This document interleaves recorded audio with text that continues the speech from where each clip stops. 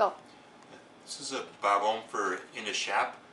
What we're going to look at today is an alternative to joinery system that was developed by the CMT Corporation. It's called their Enlock jig, and the idea is to route a couple of dovetail joints in your stock, and using these two-piece keys, as the method of joinery. It's kind of similar to maybe using biscuits or pocket screws or dowels. Just gives you another method of joinery that's an option. You can see here, this was like a 45-degree miter joint we have in this one. This other one is a T-joint, which say would be in a face frame. Got two connectors in there. The third method would be like a board layup, where you cut your little router slats out and then install your keys in there. Right now I'm going to demonstrate the 45-degree miter. Set this down here.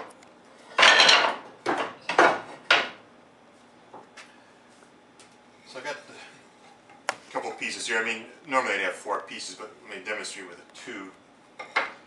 Now the jig itself, it's what's kind of like a modified dovetail jig, which has only one slat, so I'm going to be cutting one slat at a time on that. Now, I've already have my well, this is my 45-degree miter attachment on the face of it. Rides up and down, adjust your piece of wood here. What I'm going to do is mark a couple of pieces here where I'm going to put my 2 slats, my dovetail slats. And I'm going to just set it up here for one. I'm going to have to make just 2 adjustments total. I'm going to set that up, lock this in place. Let me get this around here. I have a cam lock rail that holds your stock in place underneath the top plate here. I'm going to bring my 45-degree jig up tight against the side of my stock and lock it in place. Take my router. This is a CMT router bit that has a guide bushing on it. There's actually 2 sizes. This particular size is for stock that's 5/8 to 7/8 thick, which uses the Enlock number 10 key set. They also make a larger size that's for 7/8 to 1 3/4 inch. I've already pre-adjusted my height, which was, in this case, was 21/32 height.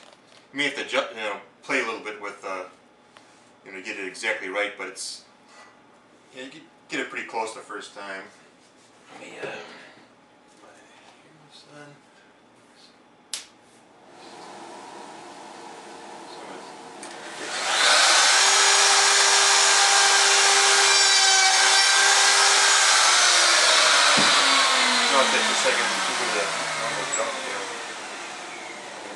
take this out and set up in the other half.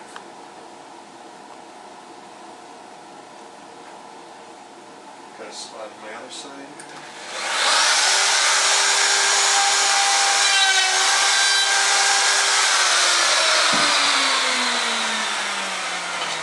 I set up my second piece. I don't have to make any adjustments yet. I can do this with all 4 if I want it to do in a frame.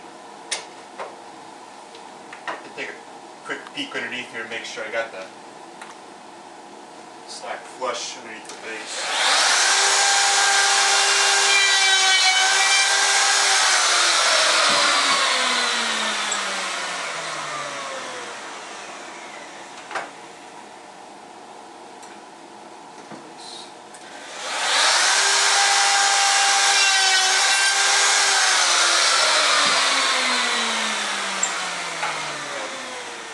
One other adjustment here to my second slat. I'm going to lower down my jig. Bring this inside.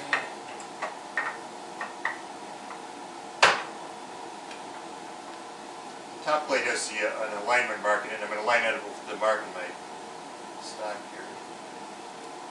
Set that up tight, lock it in place. Bring my fixture up, lock that down. So cut it.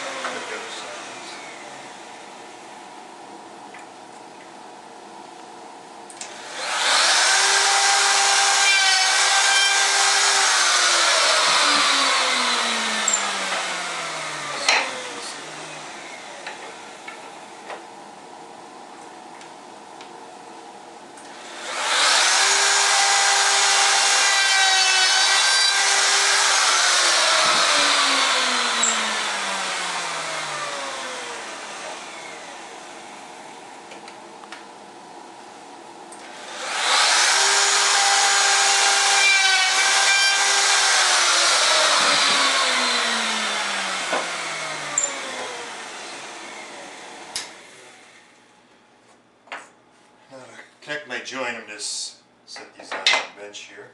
You can see that they should line up perfectly, the two dovetail slots.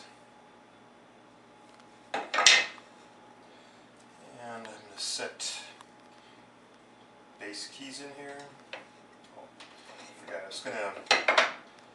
I like to add all the glue to the joint. It always gives you a little extra strength. I'm not going to put any glue in the keys, but just on the face of my joint here.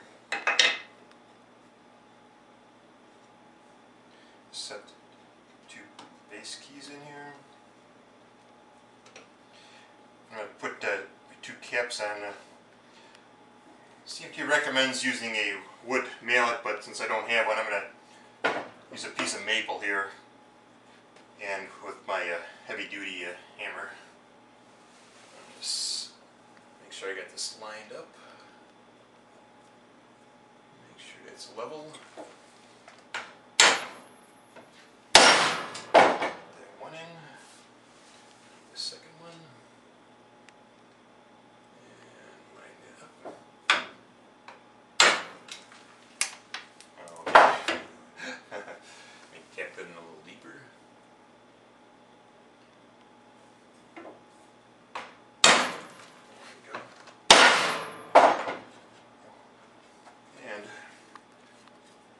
My nice tight 45-degree miter joint. Now, one of the nice advantages with this system is you don't need any clamping. As you hammer the cap in place, it expands the joint, pulling the stock together. So, and ultimately, with a little glue, it gives you a nice, really nice tight joint there. Now, setting this up for like a face frame joint, I would remove my miter attachment here, and the jig comes with a couple adjustable stops here underneath. So if they recommend, CMT recommends like 5/8 from each end, so I would, they set, let's say set one stop along the scale here to 5/8 inch. Lock it in place, and just lock it in there.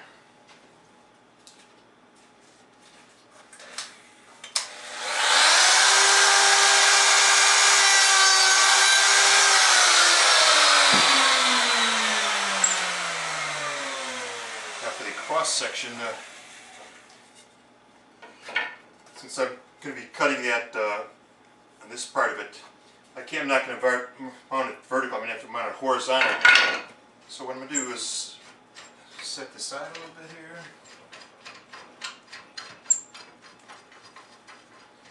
I'm going to insert this extra little attachment here to hold the horizontal pieces in.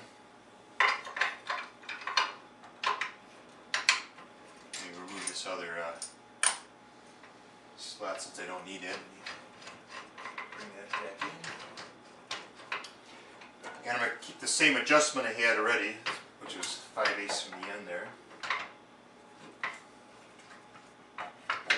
Just make sure that's flush up against. Lock it in place.